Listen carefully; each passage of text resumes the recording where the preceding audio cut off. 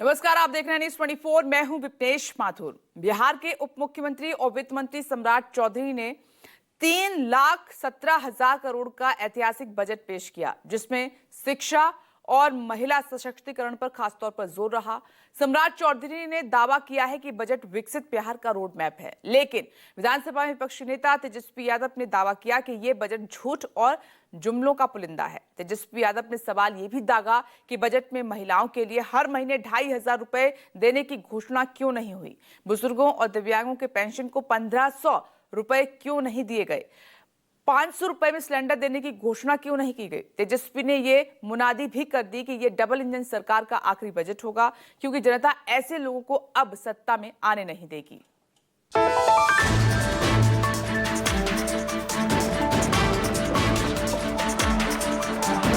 2004-05 में जहां बजट 23,885 करोड़ रुपया था, वो इस साल 2025 में बढ़कर 3,17,000 करोड़ का हो चुका है। 3,17,000 करोड़ का। टेक्निकल हम बात अगर पूछे तो सरकार को रेवेन्यू तो आ ही नहीं रहा, राजस्व तो मिल ही नहीं रहा, तो ये अचानक से 3,17,000 कैसे पहुंच गया? ये सरकारी पन्नों पर झूठ और जुमलों की स्याही से लिखा हुआ भाषण जो है माननीय उप मुख्यमंत्री सम्राट चौधरी जी ने पढ़ा है। 2500 रुपए मिलना चाहिए महिलाओं को, 2 यूनिट बिजली फ्री करना होगा सभी के लिए, सभी वर्ग, महिला के लिए, किसान के लिए, नौजवान के लिए, छात्र के लिए। एक भी मांग जो है पूरी नहीं की गई, चाहे महिलाओं को 2,500 रुपए देने की बात हो, गैस सिलेंडर 500 करने की बात हो, वृद्धा पेंशन। बिहार को खटारापन से समृद्धि की ओर नीतीश कुमार जी के नेतृत्व में जा रहा है। ये इन लोगों का आखिरी बजट है, अब ये लोग दोबारा सत्ता में आने वाले लोग नहीं। 3,17,000 करोड़ रुपए का भारी भरकम बजट पिछले बजट की तुलना में 38,000 करोड़ रुपए का इजाफा। चुनाव से पहले नीतीश सरकार का आखिरी बजट पेश करते हुए वित्त मंत्री सम्राट चौधरी ने 40 मिनट का भाषण दिया और 52 नई घोषणाएं भी की, लेकिन वो तेजस्वी यादव की माई बहन योजना और सामाजिक सुरक्षा पेंशन राशि बढ़ाने के वादे की काट नहीं ढूंढ पाए। वही वादे जिन्हें तेजस्वी यादव आए दिन मीडिया के सामने दोहरा रहे हैं, वही वादे जिनकी याद दिलाने के लिए राबड़ी देवी बजट पेश होने के पहले ही विधान परिषद के बाहर तख्तियां लहरा रही थी। 2500 देना होगा,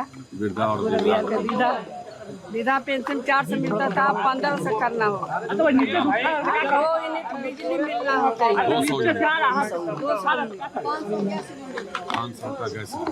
500 रुपया गैस सिलेंडर, जो 1,200 रुपया में मिला था वो 500 रुपया करना होगा।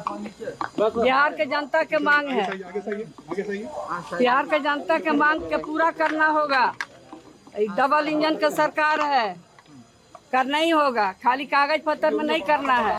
बजट पेश होने के बाद मीडिया के सामने नामोदार हुए बिहार के वित्त मंत्री और उप मुख्यमंत्री सम्राट चौधरी ने दावा किया कि नीतीश कुमार को डबल इंजन सरकार का सहयोग मिल रहा है और इसी का नतीजा है कि वो 3,17,000 करोड़ का भारी भरकम बजट पेश कर पाए।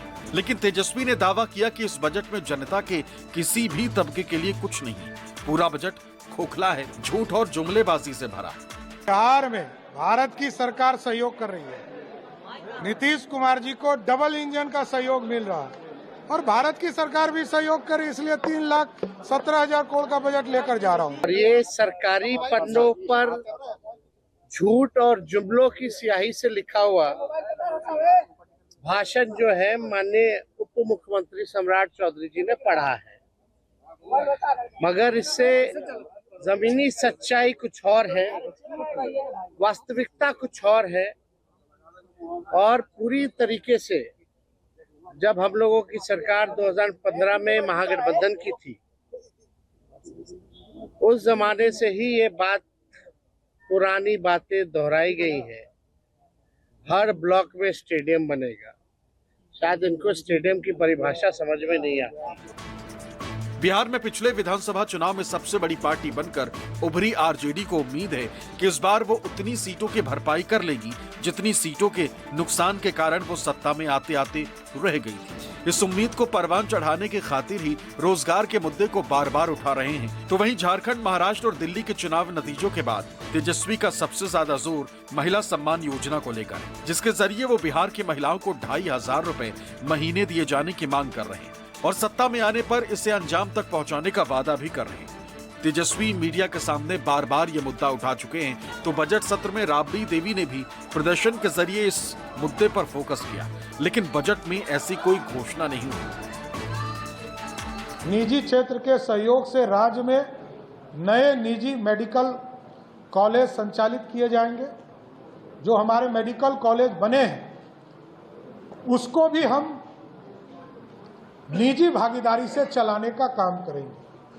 जिस कॉलेज में दिक्कत होगी नए मेडिकल कॉलेज में, हम उसको चलाने के लिए निजी भागीदारी भी लेने का काम करेंगे और इसके साथ साथ पीपीपी मोड पर भी इसके लिए भी एक पॉलिसी बनाकर स्थापित करने का काम करेंगे। माई बहन मान योजना के तहत कम से कम 65% ऐसी महिलाएं जिनको खून की कमी है।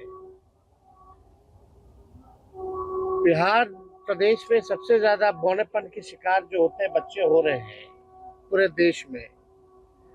इनको कम से कम 2500 रुपया प्रति माह जो है वो दिया जाए।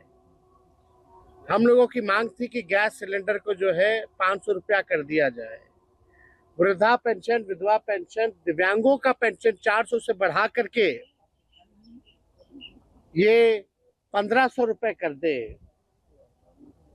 लेकिन इसमें कहीं भी इस मौजूदा बजट में इस एनडीए की सरकार ने ध्यान नहीं दिया। सभी के लिए, सभी वर्ग, महिला के लिए, किसान के लिए, नौजवान के लिए, छात्र के लिए, ई गवर्नेंस के लिए बिहार को खटारापन से समृद्धि की ओर नीतीश कुमार जी के नेतृत्व में जा रहा है। ये इन लोगों का आखिरी बजट है।